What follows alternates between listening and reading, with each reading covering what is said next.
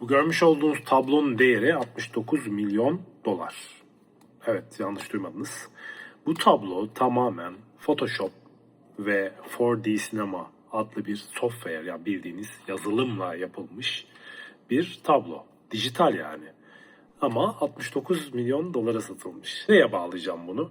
Şuna bağlayacağım. Arkadaşlar, herkes hobi edinebilir. Yani herkes müzik yapabilir, herkes resim çizebilir, herkes dijital olarak da bir portre oluşturabilir. Yapabilirsin, illüstrasyon yapabilirsin. Ancak ne zaman 69 milyon dolar oluyor? Çok iyi olduğun zaman, çok sanat eseri ortaya çıkardığın zaman. Biz prodüktörlerde de veya DJ'lerde de belli bir müzik tarzını yakaladığın zaman veya insanların hoşuna giden tınılar kullandığın zaman veya yeni şeyler bulduğun zaman 20-30 tane parça yaparsın, bir tanesi tutar. Bu böyledir. Tüm dünyada kime sorsanız aynı şeyi söyleyecek size. Yani şunu demek istiyorum. Ableton. Bugün Ableton programını kullanacağım ve ilk ses olan kick, yani bas hattının temel taşı olan kick. Evet, davulun, belki bilirsiniz, orkestraların davulun kick'i vardır, ayakla vurulan. Bu kick'i üreteceğiz sıfırdan. Yani ortada bir ses yokken biz beraber sizle ses üreteceğiz. Neden önemli bu? Az önceki tablo örneğine geliyorum. Herkes bir kick üretebilir. Bakın.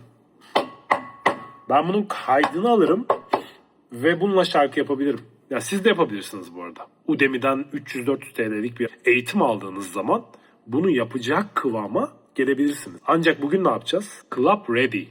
Yani bir kulüpte, kulüp sisteminde çalabileceğiniz tarzda bir kick oluşturmaya çalışacağım. Kick'in çok yüksek sesli olmaması gerekiyor. Belli bir frekansın yüksek olup geri tail kısmının kontrollü bir şekilde yapılması lazım. Ve belli bir RMS seviyesinde olması lazım. Yani bu kick de kick. Ama siz bunu bir kulübün müzik sistemine bağladığınız zaman 100 bin euroluk, 200 bin euroluk ses sistemlerine bağladığınız zaman bu ses kimsenin chest pressure, yani bu göğüs titretmesi yapmayacaktır. Onun için biz sizle bugün göğüs titretecek tarzda güçlü bir kick yapmak için Ableton'ı kullanacağız. Ableton bir software, yani aslında yazılım, DAW diye geçiyor, DAW. Az önce bahsettiğimiz bu tablo 69 milyon euroya satılan bir tabloda buna benzer bir programla yapılıyor. Ancak bu programın inceliklerini öğrendiğiniz zaman çok güzel bir müzik sound elde edebiliyorsunuz.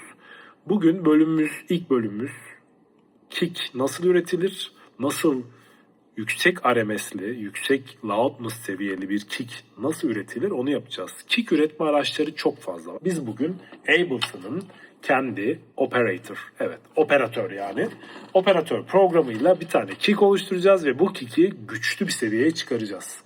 Parçamıza bu şekilde başlayacağız.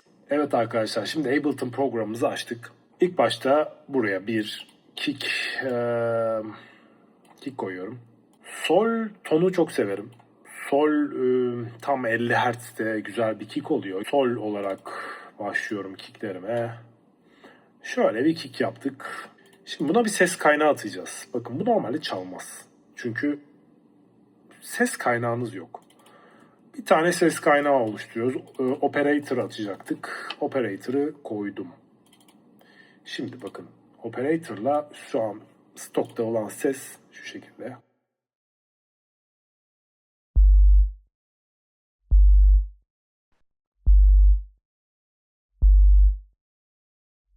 Şimdi bu ses istediğimiz bir kick değil. Bir kere Wave Observer diye decay süresi çok önemli. Yani kick'in sönümlenmesi, tepe noktası, güçlü kaldığı an, bunların hepsi farklı terimler.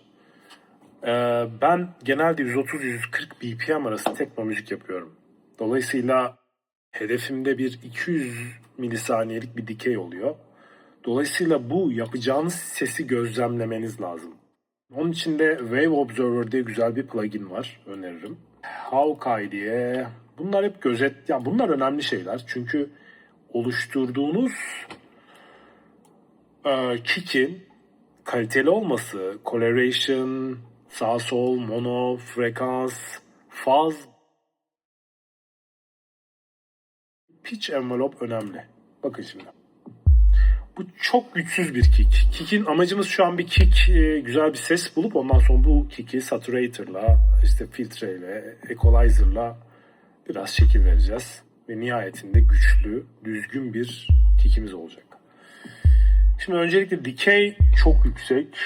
Bir de ben bunları 48 yapacağım. Biraz güçlü decay kısalım. İşte bak. Daha iyi. Müzik türüne göre değişir istediğiniz kick. Daha tok bir ses isterseniz house müzikte biraz boomy bir kick vardır. Benim kullandığım, ya benim tarzım için biraz daha bu tarz. Yani böyle sustain'i kısa, atağı hızlı, decay'i kısa, release de kısa olmalı bu arada. Böyle bir tok bir kick istiyorum. Böyle çok hızlı, ataklı ve sonrasında tail yapacağız beraber. Bas hattını da oluşturacağız ama ilk bu videoda kick yapıyoruz.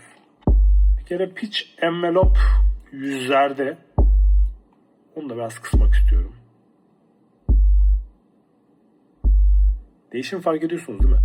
Bunu en güzel şöyle fark edersiniz. Sıfıra alırım. Bakın. Sıfır pitch envelope. Full. Biraz plastikleşiyor. Pitch envelope'u arttırdıkça. O plastik şeyi çok sevmeyiz.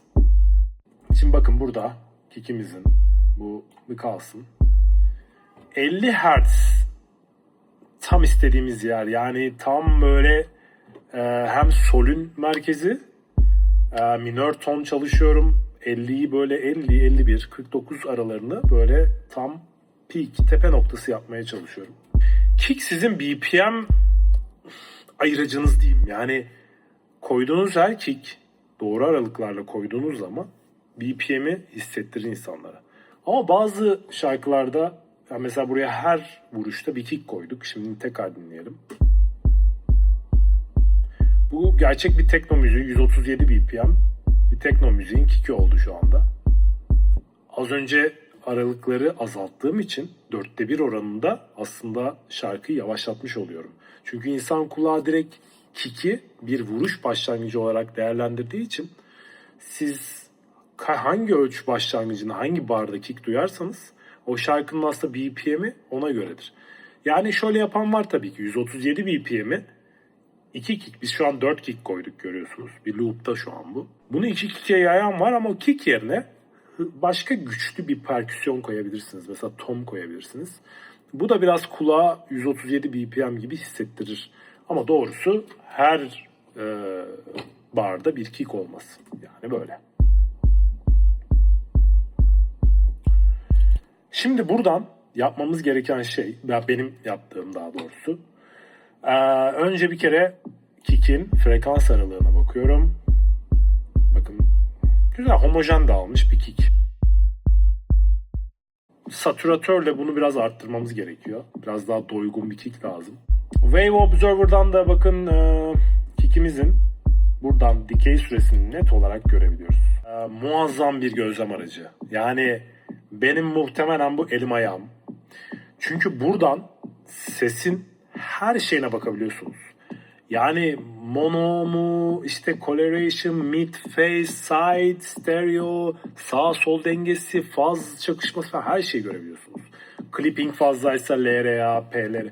Bunlardan, bu terimlerden de ilerleyen bölümlerde bahsedeceğim. Bir kick için ilk yapmanız gereken şey 30 Hz'in altını kesmek. Neden? Çünkü kulüp sistemlerinde 30 Hz'in altı boşuna bir headroom, kulak yani yorar. İnsanlar der ki ben ne dinliyorum der. Boomy olur. Dolayısıyla 30 Hz'in altını genelde kesiyoruz. 30-29-30 Hz'lerin altını kestik. İkinci dikkat etmeniz gereken şey 100 Hz biliyorsunuz çok önemli bir frekans. 100-300 arası çok önemli. Dolayısıyla burada bir bakın 100 şuralardan başlıyor. 100 ile 300 arası, 200 arası biraz böyle bir şişkinlik var. Tam tersini isteriz. Biz burayı boşaltmak isteriz. Dolayısıyla buraya bir böyle çok değil 2 dB'lik bir biraz da genişçe burayı boşaltmak istiyorum. Ki hi-hat gibi elementlerin belki hani şeyi çok kullanıyorum. Tom falan 100 Hz tarafında. onların belirgin olması lazım. Frekanslar üst üste çakıştığı zaman muddy olur. Yani çamur olur ses. Dolayısıyla burada çok güzel bir kick duyuyorsunuzdur. Ama sonra bir perküsyon, bateri, piyano, gitar koyarsınız. Bakarsanız kick yok. Kick nerede? Çünkü sizin diğer o frekanslarını elemediğiniz, ayrıştırmadığınız elementler kickinizin üstüne hop çuğulanıyor ve kick'i kaybediyorsunuz. Ya da bulanıklaşıyor. 300'ü de genelde birazcık dinamik yapıyorum onda. Dinamik biraz daha farklı. Sürekli bir kesmiyor. Hani oraya bir frekans yoğunluğu geldiği zaman devreye giriyor. Bunların aynısını Ableton'ın kendi frekans AQ8'te de yapabilirsiniz. Ama bu daha detaylı. Onun için seviyorum Fab Filter'ı. Unutmayın, her zaman önce gereksiz frekansları temizliyoruz. Ondan sonra gereksiz frekansları temizledikten sonra da Satürn'e doygunluk vereceğiz. Satüratör çılgınca bir şey Satürn, çünkü istediğiniz o ses frekansını istediğiniz yerini bölüp, bakın böyle bölüyorsunuz, parçalayıp istediğiniz yere istediğiniz doygunluğu verebiliyorsunuz. Yani mesela diyorsunuz ki benim alçak frekanslarım, yani sub kısmım, kick kısmım, sol taraf kalsın ama sağ taraf tail kısmını biraz böyle coşturayım falan. İstediğiniz size kalmış. Şimdi benim amacım burada 100 Hz civarını bir harmonikli çıkarmak istiyorum. Yani 100 Hz'in altı mono kalsın ama 100 Hz'in arkası buna kick'in tail. Ben burayı 100 Hz'e alıyorum. Ve 100 Hz'in altıyla pek işim olmayacak benim. Hatta orayı kapatıyorum. Mix'i sıfırlıyorum. Hatta kapattım. Kick'in 100 Hz ve üstüne ben biraz harmoni katmak istiyorum. Bunu şöyle yapacağım. Drive yapacağım ve analog klip. Mesela warm tape kalsın. Burada bir drive yapmak istiyorum birazcık. Burayı biraz pushlamak istiyorum. Yani bu ne demek? Alttan, yani frekans dalgamız var biliyorsunuz şöyle. Bu frekans dalgasının altından doygunluk sağlıyor. Dolayısıyla müzik, bu arada ayrı bir şey. Siz kick'i güçlendirmek için sesi açamazsınız. Çünkü dijital olarak sizin belli bir frekans, belli bir dB, ses, lufs hakkınız var programda. Yani ben çok kick istiyorum, açacağım sonuna kadar diyemiyorsunuz. Çünkü dijital platformlar belli bir ses seviyesini kaldırıyor. Dolayısıyla elinizdeki limite göre en zor push yapmanız lazım. Limitleri zorlamanız lazım yani. Şimdi ben buraya bir de 2 dB'de koyacağım çünkü kuyruğu, bu ürün, yani bu kick'in kuyruk kısmı güçsüz. Bu kick'in kuyruk kısmını güçlendirmek istiyorum. O yüzden buraya 2 dB koydum. Gitgide kick'imiz doygunlaşıyor, farkındasınızdır. Bu arada aynı zamanda çok önemli bir şey atladık. Çok pardon. Buradan kick'imizin ses seviyesine de bakabiliyoruz. Bakın şu an bu kick daha sesi açabiliriz. Bakın eksi 14 şeyimiz var. Hakkımız var. Sesi açabiliriz. Sesi açmada yani klasik utility kullanıyorum ben. Utility diye bir aracımız var. Bu direkt sesi açar. Buraya bir 10 dB koyacağım. Evet, merhaba kick. Şimdi şu anda bakın. Şu an kick'imiz eksi 4 bir headroom var. Aslında biz bu kick'i daha açabiliriz. Mesela 14 yaptım. Bakın. Hatta bir şey, bakın. Bu ediyor, görüyor musunuz? Bu istenmeyen bir şey. Bu artık bu kick çok yapay olmaya başladı. Dolayısıyla ses seviyesini düşük tutup kaliteli bir sesle beraber altı doldurmamız lazım. Şimdilik ben bu output'u 10 olarak devam ediyorum. Bu arada mesela buradan da görebilirsiniz onu. Bakın burada sağda eksi 4, ya eksi 4 headroom'un var senin. Daha eksi 4 hakkın var. Yani 4 dB daha ekleyebilirsin bu kick'e diyor. Ama ben bu kick'i direkt bu şekilde eklemek istemiyorum. Bu kick'e daha güzel ses manipülasyonuyla bu hakkımı doldurmak istiyorum. Aslında sana diyor ki program, senin kardeşim 4 dB daha hakkın var bende. Bu arada diğer elementleri de unutmayalım. Ya bu sadece kick için çalıştığımız için öyle. Genelde eksi 6 headroom bırakılır. Sonra bütün şarkıyı yaparken o eksi 6'yı kullanırlar prodüktörler. Doldururlar bir şekilde. Onda polishing deniyor. Lufs'e de, lufs çok önemli bir şey. Lufs, loudness seviyesi ve kick'im, benim amacım her zaman lufsumu nereden baksanız bir 10 Eksi 10 istiyorum. Eksi 10, eksi 9. Normalde lufs şudur. Spotify eksi 14 lufsu destekler. Yani şarkı istediğiniz kadar gürültülü yapın. Spotify'a yüklediğiniz zaman Spotify bunu downgrade edip eksi 14 lufsa kadar indirir. Ama bu yaptığınız şarkı kulüp sistemlerinde yetersiz kalır. Zaten bizim bugün amacımız da o. Güçlü bir kick oluşturmak. Şimdi sırada benim en sevdiğim kompresör olayı. Kompresör nedir? Sesi sıkıştırıyoruz. Sesi saturundan sonra sesi sıkıştırıyoruz. Ben genelde kompresörde hazır preset kullanıyorum. Yani az önce ayarları kendimiz yaptık ama bazı pluginlerde hazır presetler var. Mesela ne için kullandığını soruyor. Drum, kick. Bayılıyorum. Rock kick kullandığım şey. Burada dikkat etmeniz gereken şey şu. Bu ortadaki gain reduction. Yani üst tarafları böyle clip yapıyor. Direkt kick'inizin üst taraflarını böyle törpülüyor ki daha homojen bir kick'iniz olsun şarkı boyunca. Zaten bizim kick'imiz gayet homojendi. Daha manipülasyon yapamadık tam. Ama bu şunun için yeter. Genelde bunu 0.5'e kadar en fazla kullanıyorum ben. 0.3, 0.4 gayet ideal. Şimdi bakın kompresör farkına bakalım.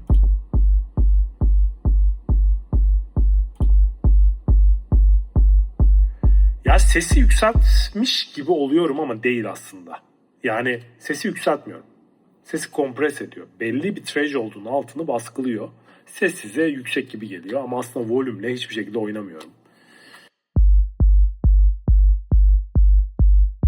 Güzel bir kick oldu ama bitti mi? Bitmedi. En önemli şeye gelelim. Paralel kompresyon. Yani sizin bu kickte bir kick daha yapıp paralel olarak onu master kanalına vermeniz lazım. İyice güçlü bir kick istiyorsanız. Bu arada çok daha önemli bir şey yapmadık. Limitör koymadık. Bizim buraya bir limitör koymamız lazım. Onu da tabii ki FabFilter kullanıyorum. FabFilter'ın bütün pluginleri var herhalde. Ama çok plugin yapıyorlar bu adamlar. Bakın. Bu ne? Bu da çok önemli bir yani referans alabileceğiniz bir şey. Bakın eksi 9 dB çok güzel bir rakam. Ama bu RMS. Gerçek seviye yani gerçek güç. Bir de tepe noktası var. Tepe noktamız oldukça aşağılarda daha hakkımız var bakın. Bu size diyor ki senin daha eksi 2 dB hakkın var, arttırabilirsin bunu. Ama arttırırsak ne olur biliyor musunuz? Eksi 9 işte müziğin bayıldığım noktası bu. Siz eğer burada bunu durduruyorum. Eksi 9 dB RMS güzel bir RMS seviyesi. Çünkü bu kick sonuçta dağılıyor ve diğer elementleri etkiliyor. Eğer siz bunu RMS'ini eksi 8, eksi 7'lere çıkarırsanız kick her şeyin önüne geçer. Tabii ki sidechain diye bir şey var, bahsedeceğiz sonra. Kick'in her şeyin önüne geçmemesini istiyoruz. Kick'in güçlü olmasını istiyoruz. Ve kick'in farklı alışılagelmiş bir kick olmasını istemiyoruz. Bunlar çok zor şeyler. Bunların hepsini algoritma gibi yani. Şimdi ben bunun tepe noktasını arttırmam lazım ama RMS'ini neredeyse aynı tutmam lazım. Bunun için birkaç yöntem var. İşte şeyin güzelliği burada, müzik üretiminin güzelliği burada. Bir yöntem yok. Google'a girip, YouTube'a girip bir şey yazınca yüzlerce çeşit çıkıyor. Okulda da bize aynısını öğrettiler. Yani bir şeyi bir stratejiyle değil, bir sürü yolu var manipülasyonun. İstersen sen kick'i bir tane daha kopyalarsın altına, o kick'in üst frekanslarını kısarsın, alt frekanslarıyla RMS arttırırsın. Böyle durumlarda ben genelde send kanalı oluşturuyorum. Send kanalı ne? Send kanalı şu an double layer diyoruz ya, double layer yapmıyorsunuz. Bir tane kanal oluşturuyorsunuz. Sesi o kanala aktarıyorsunuz ve o ses oradan geçtiği zaman double layer gibi oluyor duyduğunuz. Aslında benzer bir işlemin farklı bir yöntemi. Bunu nasıl yapıyoruz? Bunu şöyle yapıyoruz. Create diyoruz. Hop sen bir dur. Create diyoruz. Return track diyoruz. Return track. Buraya kick send yazıyoruz.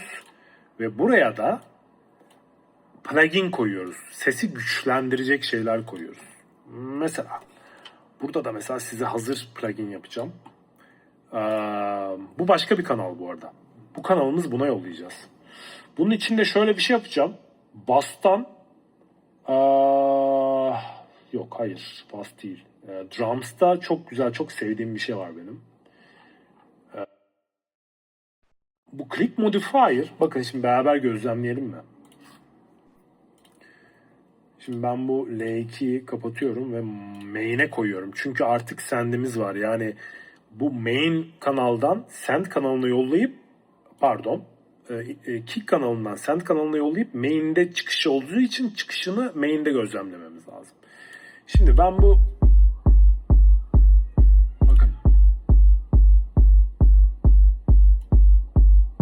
bakın şimdi şöyle bir şey yapalım. Kick'i sende yollayacağım. Tamam mı? Nasıl yapacağım? Şuradan açıyorum. Şunu kapatayım. Buraya bir ne koyduk sende? Q4 koyduk. Bir de Saturn koyalım.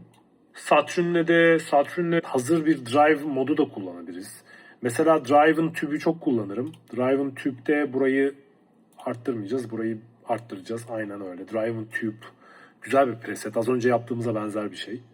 Ama bunun mixini biraz azaltıyorum. Şimdi şöyle bir şey yapalım. Bakın. Şimdi sende yollayacağım. Bakın burada send var. Sende yolladıkça bakın ne olacak. Beraber gözlemleyelim.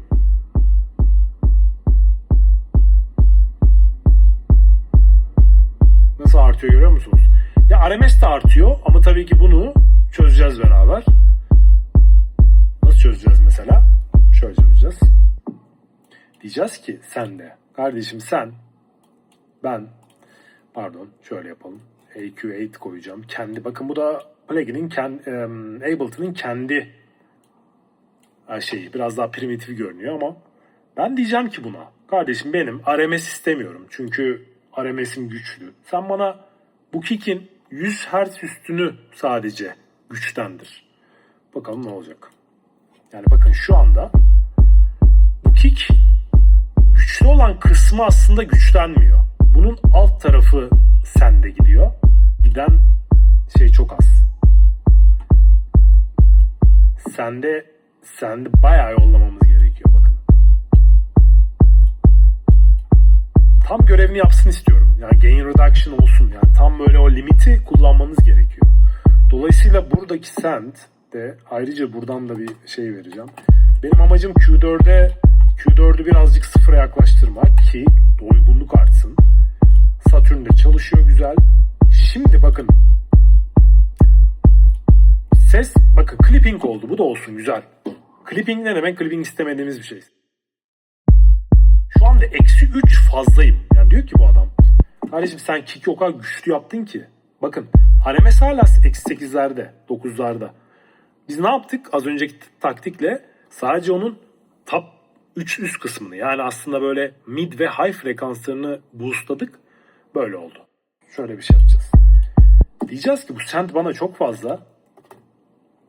Bu send'den bana eksi kaçtı? 4 dB'ydi değil mi? Eksi 4 dB düşeceğim. Ne oldu? Şu an 1.7'ye düştü. Tamam. Satüratör olduğu için tabii o tam hesap öyle çıkmıyor. -8 yapıyorum. Bingo. Güzel bir kick olduğunu düşünüyorum. Limiter'in output gain'ini -0.3 yapıyorum ben genelde. Club ready bir şarkıda ama Spotify'a koyacağım zaman -1 yapıyorum. Hadi bunu -1 yapalım. Böyle olunca ne olacak? Muhtemelen clipping. Bakın -0.3. Benim tam ideal bir kick şeyim. Yani 0.3 gain reduction çok küçük bir rakam. Bu 3'lere çıktığı zaman clipping oluyor ve kulağı rahatsız ediyor.